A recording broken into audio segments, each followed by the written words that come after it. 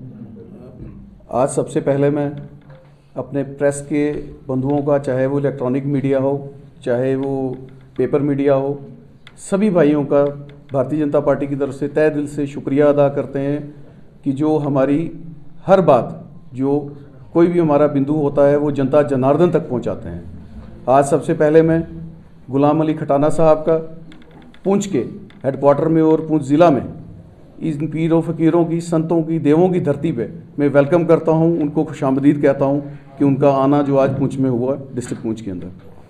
आज आप देखें, जो पिछले ही दिनों जो पार्लियामेंट के अंदर बजट पेश किया गया था निर्मला सीतारमण जी द्वारा, उसी पे जो आज गुलाम अली खटाना साहब उस पर डिटेल बजट के चर्चा करने के लिए आए हैं। जो बजट के अंदर हमारे देश के हर नागरिक तक उस बजट से क्या क्या फ़ायदा होने वाला है और उससे क्या लाभ होंगे और देश हमारा कैसे तरक्की करेगा, उसी पे आज चर्चा है। जिसमें हमारे साथ आज हमारे स्टेट के एसटी मोर्चा के प्रधान चौधरी अब्दुल गनी साहब भी मौजूद हैं, हमारे जनरल सेक्रेटरी सुनील जी भी मौजूद हैं, हमारे स्टेट के जो स्पोक्स पर्सन लोकेश शर्मा जी भी मौजूद हैं, साथ ही में हमारे जो स्टेट की वाइस प्रधान एसटी मोर्चा प्रवास जी, अजहर मनाज जी सीनियर लीडर और हमारे स्टेट के एग्जीक्यूटिव मेंबर, साथ ही में हमारे मेहताब बुखारी जी वाइस प्रधान ज़िला के, और हमारे संजय केसर जी और भी मोर्चों के प्रधान और सारी ज़िला की टीम यहाँ पे बैठी है। तो मैं इसके आगे रिक्वेस्ट करूँगा कि अब अपनी बात जो बजट पे खटाना साहब आगे इस पे रखें। एक तो सबसे पहले मैं आपसे माजरत ख्वाह हूँ कि मैं लेट हो गया। मुझे मालूम है पुंछ के लोग अच्छे हैं, वो माफ़ करेंगे मुझे। और आज से पहला रोज़ा भी है। आज जैसा कि हमारे ज़िला के अध्यक्ष खालसा जी ने बताया कि बजट 2026-27 पे देश के हर कोने कोने में भारतीय जनता पार्टी के नेताओं की ड्यूटी लगी है। आज आपके सामने भारतीय जनता पार्टी का बड़ा एक छोटा कार्यकर्ता आपके सामने ज़िला पुंछ में बजट पे ब्रीफ करने के लिए मैं आपके सामने मुखातिब हुआ। आप जैसा कि आप सब जानते हैं कि पहले ज़मानों में बजट एक पेपर वर्क होता था, लेकिन नरेंद्र मोदी जी के भारत में नरेंद्र मोदी जी ने बजट को ये सिर्फ एक साल का फिस्कल एक्सपेंडिचर नहीं है, ये 5 साल की प्लानिंग है और सेंचुरी के दूसरे क्वार्टर का विज़न है। और विकसित भारत को मद्देनज़र रख के ये बजट जो है, ये हमारी 9वीं बार जिन्होंने बजट पेश करा, निर्मला सीतारमण जी, ये एक बहुत ही दुनिया को सामने रख के, देश के युवाओं को सामने रख के, किसानों को सामने रख के, मजदूरों को सामने रख के, देश की टेक्नोलॉजी को सामने रख के, देश के डिफेंस को सामने रख के और देश के विकसित भारत के टारगेट जो 2047 वज़ीर आज़म साहब ने रखा है, उसको टारगेट सामने रख के ये बजट लाया गया है। आप सब लोग जानते हैं ये देश का एक एक्सट्रीम बॉर्डर पे पुंछ कोना है, किनारा है। आप जानते हैं कि बॉर्डर के लोग हमेशा फ्रंट वॉरियर रहते हैं देश की हिफाजत के लिए, और बॉर्डर बेल्ट्स ने हमेशा कुर्बानियाँ भी दी। और इसके लिए जो एलोकेशंस ऐड हुआ है बॉर्डर बेल्ट्स के लिए, बंकर्स के लिए, इंफ्रास्ट्रक्चर्स के लिए, रोड के लिए, कनेक्टिविटी के लिए, टेररिज्म को उसका कलाकम्मा किया जाए, उसको न्यूट्रलाइज किया जाए एंटर होने से पहले, इंटेलिजेंस को, सिक्योरिटी ग्रिड को, इसके लिए भी काफ़ी उसमें लाया गया है। और जम्मू कश्मीर सेंट्रिक ये बजट भी है। मैं आपको ये कहूँ कि भारत जो है दुनिया की 11वीं इकॉनमी थी और भारत कांग्रेस के ज़माने में एक घोटालों के उसमें फंसा था और एक बीमार एक मईशत थी, हमारी इकोनॉमी थी। लेकिन वज़ीर आज़म साहब ने ये जो देश, बड़े बड़े देश, developed Nations, US, European union और इवन बीमार कमज़ोर देश भी हमारे साथ बिजनेस करने के लिए तैयार नहीं होते थे। लेकिन नरेंद्र मोदी जी ने जैसे ही 2014 में कमान संभाली, आज दुनिया की बड़ी बड़ी ताकतें, यूएस हो, यूरोपियन यूनियन के 30 देश हों, आज मिडल ईस्ट हो, साउथ ईस्ट एशिया हो, या बड़ी ताकत हो, हमारे साथ बिजनेस करना, वो कोई भी बिजनेस करना चाहते हैं। इसके साथ एक बात मैं तय कर दूं, एक आपको मीडिया के सामने बताऊं, आज हम अपनी मर्जी से तय करते हैं। हम किसी के आगे, नरेंद्र मोदी का भारत झुकता नहीं है। हम अपने टर्म्स एंड कंडीशन से अपने स्टार्टअप और स्टैंड अप और किसानों और मजदूरों को, डिफेंस को हित में रख के हम बिजनेस करते हैं। ये कांग्रेस जैसी जमात जो दुश्मन के साथ हमेशा खड़ी रहती है, जिसने जम्मू कश्मीर को, पाकिस्तान को बेचा, नेहरू जी प्लेबिसाइट के लिए चले गए, जिसने चाइना को पाकिस्तान दिया नेहरू जी ने, ये हमें दुर्भाग्यपूर्ण से आपको कहना पड़ता है। मैं कुछ आंकड़ा ब्रीफ गिनना चाहूँगा कि इस बजट में और इनके बजट में क्या फ़र्क था। जब इनका बजट था तो मात्र 16 लाख करोड़ देश का जो बजट था उसका हुजूम इतना ही था। लेकिन आज जो 55 लाख करोड़, इसका 3 फोल्ड जो है 2026-27 का इसमें फोल्ड है। ये बजट सियासी अज़म, माशियत का और कौमी ताकत का ऐलान है। यह हादसा नहीं है, ये नरेंद्र मोदी जी की मजबूत क़यादत और मजबूत मईशत और मजबूत भारत का एक मिशन है। मैं आपको इसके साथ साथ कुछ चीज़ें और बताना चाहूँगा। हमें सिर्फ 193 लाख करोड़ हमारे पास कैपिटल एक्सपेंडिचर था, जिसका से इंफ्रास्ट्रक्चर, रेल, डेवलपमेंट, एम्प्लॉयमेंट, जहाँ हर चीज़ बनता है, और इसको 6 फोल्ड, 6 गुना, 11 लाख करोड़ से भी ज़्यादा आज हम कैपिटल एक्सपेंडिचर में आए हैं। इंफ्रास्ट्रक्चर में इनका रोड का सिर्फ और सिर्फ 10 से 11 किलोमीटर इनके ज़माने में बनता था। आज नरेंद्र मोदी जी के भारत में आज रोड की पर डे जो पर जोमिया जो वो है, वो कम से 35 और 40 किलोमीटर पर डे के बीच में है। हाईवे इनके ज़माने में सिर्फ 91,000 किलोमीटर हाईवे थे। आज 1,91,000 किलोमीटर टोटल बने थे, आज 1,46,000 किलोमीटर हाईवे बने हैं। एक्सप्रेस वे का तो इनको कंसेप्ट नहीं था। आज एक्सप्रेस वे आपने देखा है, रोडों का, डेवलपमेंट का। आप रेल की बात करते हैं, कभी ख्वाब था कि जम्मू कश्मीर में रेल आएगी। पिछले दिनों वैसे आपको मैं मुबारकबाद दूंगा, हमने पार्लियामेंट में राजौरी पुंछ के लिए भी काम होपफुली इंशाल्लाह शुरू होगा। हमने आपकी बात जोरों शोर से उठाई। पहले कभी किसी ने सोचा था कि ट्रेन माल लोग लेके बर्फ में कश्मीर में माल पहुंचाएगी? यहाँ इस तरह की चीज़ें, बारामूला, उड़ी का सर्वे होगा, ये नरेंद्र मोदी जी ही कर सकते हैं। बुलेट ट्रेन्स का तो कंसेप्ट ही नहीं था, इसका वंदे भारत ट्रेन का। आज 150 से ज़्यादा वंदे भारत ट्रेन चलती हैं। बिजली पार्शली था, धुएं से पूरा देश वो चलता था, लेकिन आज 100% इलेक्ट्रिक ट्रेन। आप एग्रीकल्चर, किसान को हमेशा एक्सप्लॉइट करते हैं। मैं आपको बताऊं, सिर्फ और सिर्फ मात्र 22,000 करोड़ इनका एलोकेशन था पूरे देश में, लेकिन ये 6 गुना ज़्यादा बढ़ा के 1,52 लाख करोड़ जो है बजट बढ़ाया है।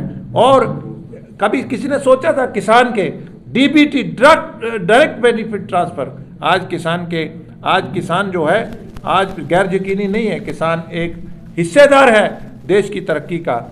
इसके साथ साथ मैं आपको कुछ और आंकड़े बताना चाहूँगा। देश बचोले खा जाते थे सब्सिडी, गरीब तक सब्सिडी नहीं पहुँचता था। आज पुअर के अकाउंट में डायरेक्ट बेनिफिट जाता है। PMAY का मात्र थोड़े से लोग थे, आज 4 करोड़ से ज़्यादा घर बनाए हैं। हेल्थ का आपने देखा होगा, जम्मू कश्मीर में वज़ीर आज़म साहब ने पहले ही हमारे लोगों को, यहाँ हमारे भारतीय जनता पार्टी का ये लोग मुखालफत करता है, जम्मू कश्मीर ही एक ऐसा राज्य है जिसमें सबको, गरीब को, मजदूर से लेकर उमर अब्दुल्ला, फ़ारूक अब्दुल्ला तक 5 लाख का कार्ड जो है, और अब इसको जो 75 साल प्लस है इसको 10 लाख कर दिया गया है। और इसके साथ साथ इसको और भी किया गया है। इसके साथ स्किल का, इनके ज़माने में ये आपने देखा होगा विकसित भारत, जी राम जी, कितनी मुखालफत चल रही है। ये मजदूर, ये बंधुआ मजदूर रखना चाहते हैं, ये मजदूर को मजदूर रखना चाहते हैं। वज़ीर आज़म साहब महात्मा गांधी जी का उस वक़्त का जो की कलेक्शंस है, जो उस वक़्त की जो चीज़ें हैं, जो उनमें गांधी जी का विजन था कि हमारे देहात, हमारे गांव के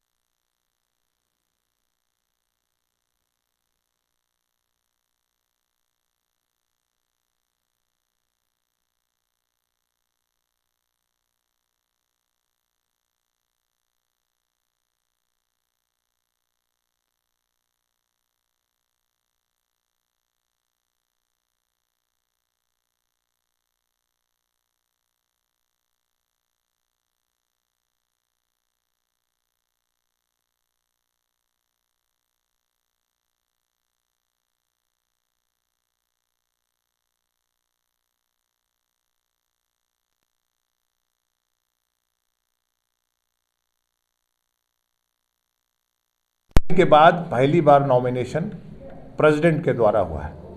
मैं प्रेसिडेंट के द्वारा नॉमिनी हूं और मेरा जो भी पैसा है, मैंने 20 साल खून पसीना देश में, देश के अल्पसंख्यक के लिए, देश के ट्राइबल्स के लिए, और जिसमें जम्मू कश्मीर भी आता है, जम्मू कश्मीर को साथ जोड़ने के लिए मैंने खर्चा है, मैंने भारत के हित में खर्चा है। जी सर, ये चीफ मिनिस्टर ने आप पर इतना बड़ा इल्ज़ाम लगाया, आपने सिर्फ भारतीय जनता पार्टी को सिर्फ जम्मू कश्मीर से लेकर जितने भी ऑल डिस्ट्रिक्ट हैं सिर्फ 6% ही क्यों दिया, इस पर कितनी सच्चाई है सर? देखिए, वो उनका आंकड़ा है। उन्होंने पहले जो हमारी ट्राइबल प्रेसिडेंट है, कांग्रेस का जेठा बेटा है, बड़ा बेटे को जेठा बेटा बोलते हैं हमारे जम्मू में, नेशनल कॉन्फ्रेंस बड़ा पुत्र है उसका, कांग्रेस का, और PDP उससे छोटा बेटा है, और आज अब बहुत बच्चे हैं इनको। इन्होंने पहले इंडी ब्लॉक ने जो हमारी ट्राइबल प्रेसिडेंट है उसको, उसके साथ इन्होंने प्रेसिडेंशियल एड्रेस में बदतमीज़ी करा, उनको बेइज्जती करा। उसके बाद एक सिख जो हमारे पंजाब से है मिनिस्टर हैं, उसको इन्होंने राहुल गांधी जी ने उसके साथ बदतमीज़ी करी। मैं इकलौता एक अल्पसंख्यक, एक मिनार्टी का सांसद हूँ भारतीय जनता पार्टी का। अब इनको मेरी क्या प्रॉब्लम होगी कि मेरा ढाई तीन साल का इनको जो मेरा जो करियर है, मेरे से इनको क्या जो दिल्ली के टुकड़ों में लोग पलते हैं उनको मेरे से इतना क्या बड़ा थ्रेट है? क्या मैं पार्लियामेंट में गोजरी और पहाड़ी का इशू उठा बैठा? क्या मैं रजौरी पुंछ के लिए रेल की बात कर दी? क्या मैं दलित की जजेस की बात कर बैठा? क्या मैंने गोजरी जवान को 8 शेड्यूल में देने की बात करी? क्या ये मुझे थ्रेट समझते हैं? ये जो इनके पिछले 70 साल में इनके मेरे ख्याल से 100 से ज़्यादा MP बनाए होंगे इन्होंने, मेरे ख्याल से 600 से ज़्यादा इन्होंने वो बनाए होंगे। और हम भी इनसे हिसाब, हम 2.5 साल का हिसाब देंगे, ये हमें 70 साल का हिसाब दें। और हम इसके साथ साथ ये भी अवाम से कहते हैं कि जो बच्चों का खेलने का जो हमारी क्रिकेट एकेडमी थी, तो फरूक अब्दुल्ला साहब ने वो तो इटली में भेज दिया। तो साथ साथ हम वो भी हिसाब चाहते हैं, साथ साथ हम ये भी हिसाब चाहते हैं कि आपने CDF का पैसा बच्चों को पत्थर मारने के लिए इस्तेमाल करा, आपने उसके लिए इस्तेमाल करा है, क्या बोलते हैं उसको, बंदकाल के लिए करा है, आपने तकरीबकारी के लिए करा है, आपने सेल्फ रूल के लिए, प्रमोशन के लिए करा है, आपने ऑटोनॉमी के लिए करा है। ये दिल्ली के टुकड़े में पलने वाले मुझे उस क्वेश्चन करेंगे, आइए हिसाब करेंगे बैठ के। सर टेलीविजन के लिए आपका क्या कहना है, खास करके हमारे जम्मू कश्मीर के जो बेरोजगार इस वक्त? देखिए, गवर्नर रूल में थोड़ा सा करेक्ट करा है, आबादी और एम्प्लॉयमेंट का एक रेशो होता है। लेकिन जम्मू कश्मीर में 30 साल से 40 साल के जो नौजवान हैं, कांग्रेस, नेशनल कॉन्फ्रेंस और PDP जो यहां सत्ता में रहे,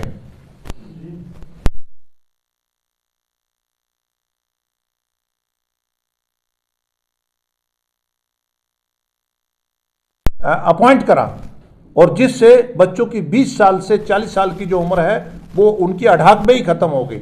और ये कल्चर था, इसके बीच में गवर्नर साहब को ने थोड़ा करा है, बीच में इसको करेक्ट करा है, उनको परमानेंट करने की कोशिश करी है। इन्होंने झूठ बोला है, लोगों ने इनको मैंडेट दिया है कि नहीं दिया है मैंडेट? इनको 15 MLA से 41 MLA दिए हैं। इनका कहाँ गया बिजली? कहाँ है लोगों में? ये क्या लोगों में है क्या? मुझे बताएं ना, अगर तो ये आवाम में कहीं दिखते हैं। मैं गुज्जर और पहाड़ी हॉस्टलों की बात कर रहा था कल, यहाँ मैंने माहौर में देखा, वहाँ तो इन्होंने खोते रखे हुए हैं। यहाँ इन्होंने मैं श्रीनगर में एक वो देख रहा था, एक ट्राइबल बच्चियों के लिए हॉस्टल के लिए वहाँ का इनका नेशनल कॉन्फ्रेंस के MLA जगह नहीं लेने दे रहे थे। यहाँ शेरवानी साहब का वो एक हाल है, उसको इन्फ्लुएंस कर रहे हैं रेलवे और उसको बारामूला DC को के जो भी नेशनलिज्म के निशान हैं उनको ख़त्म करने के लिए। लोगों को पूछिए ना कहाँ गया बिजली फ्री। हम 2.5 साल का हिसाब देंगे, इनका 70 का लेंगे, और इनका अंडरगारमेंट क्या पहनते वो भी चेक करवाएंगे। Thank you sir.